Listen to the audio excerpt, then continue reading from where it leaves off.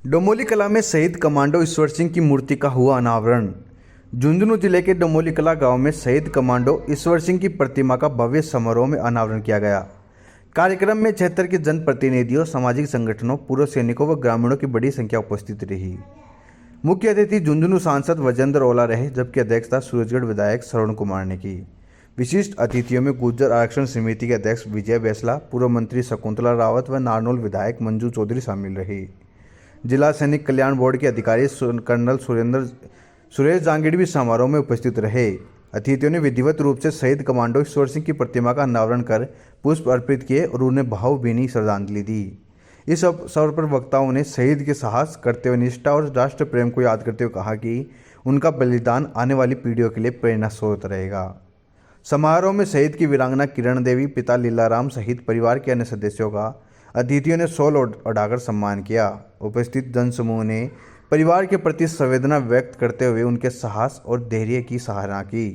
कार्यक्रम के दौरान देशभक्ति के नारों और श्रद्धांजलि गीतों से वातावरण गूंज उठा।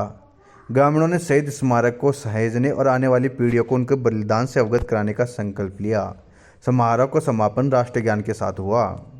बलिदान दिया है और आज अब देखा हमने उनके परिवार के लोगों को, उनकी धर्मपत्नी को कितना उनको वेदना थी, पर उसके बावजूद भी सारे परिवार ने ये दारुण दुख बहुत हिम्मत के साथ सहा और देश पर वीरांगना ने अपने पति का जो कुर्बानी देखी, कुर्बानी को सहा है। शहीद ईश्वर सिंह जी ने हम आराम से रह सके यहाँ, इसलिए अपना कल उन्होंने निछावर कर दिया देश पर। तो हम सब आज उनको श्रद्धांजलि अर्पित करने के लिए आए, उनको सम्मान देने के लिए आए। उनकी मूर्ति का अनावरण हम सब की उपस्थिति में हुआ। ये हमारा शहीद के प्रति हम सब तो इतने लोग उनको श्रद्धांजलि देने आए हैं, ये दर्शाता है कि देश में आज भी शहीदों के प्रति सम्मान है। और हम उस जिले से हैं और उस विधानसभा क्षेत्र से हैं जहाँ से देश भर में सबसे ज़्यादा शहीदों ने शहादत दी है। चाहे वो कोई भी वार रहा हो, चाहे कश्मीर का वार रहा हो, चाहे 1971 का वार रहा हो, 1965 का वार रहा हो, चाहे कारगिल का वार रहा हो, और अभी ऑपरेशन सिंदूर ने भी इस जिले में एक व्यक्ति ने अपनी शहादत दी। तो शहादत हमारे मिट्टी में है, हमारे पानी में है, हमारे मान सम्मान में है। मैं उनको अपनी तरफ से और हमारे सभी साथियों की तरफ से, हम विधायक जी ने, हम सब ने आज उनके सम्मान में यहाँ उपस्थित होकर उनको श्रद्धांजलि दी है। हम उनके परिवार के प्रति भी नतमस्तक हैं कि उन्होंने इतनी बड़ी कुर्बानी देश के लिए दी है। ईश्वर सिंह ने जो देश के लिए कुर्बानी दी है और शहीद हुए, उसके लिए मैं पूरे परिवार को, उनके पूरे रिश्तेदारों को सबको बहुत बहुत धन्यवाद देता हूँ कि उन्होंने इतने बड़ी संकट को सहकर भी इतना बड़ा प्रोग्राम किया।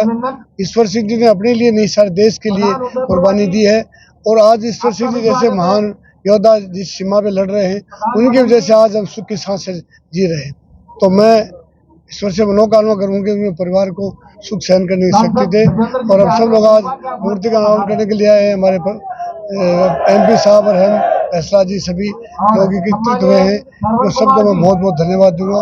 और मैं ईश्वर से मनोकामना करूंगा उनके परिवार को की सहन घड़ी में शक्ति को प्रदान करे और सबको सुविधा दे। धन्यवाद। आज मूर्ति का अनावरण हुआ पूरे परिवार की तरफ से, पूरे गांव की तरफ से। हम कभी भी उनकी शहादत के लिए ऐसा कोई वक्त नहीं आ सकता जिंदगी में जब हमको याद नहीं करेंगे। हम परिवार की तरफ से, समाज की तरफ से, पूरे राजस्थान और भारत की तरफ से उनका धन्यवाद देते हैं और परिवार को भी हम नमन करते हैं। और ये बात जरूर है कि रात के 12 बजे भी अगर परिवार के किसी भी व्यक्ति को हमारी जरूरत पड़ेगी तो हम खड़े मिलेंगे।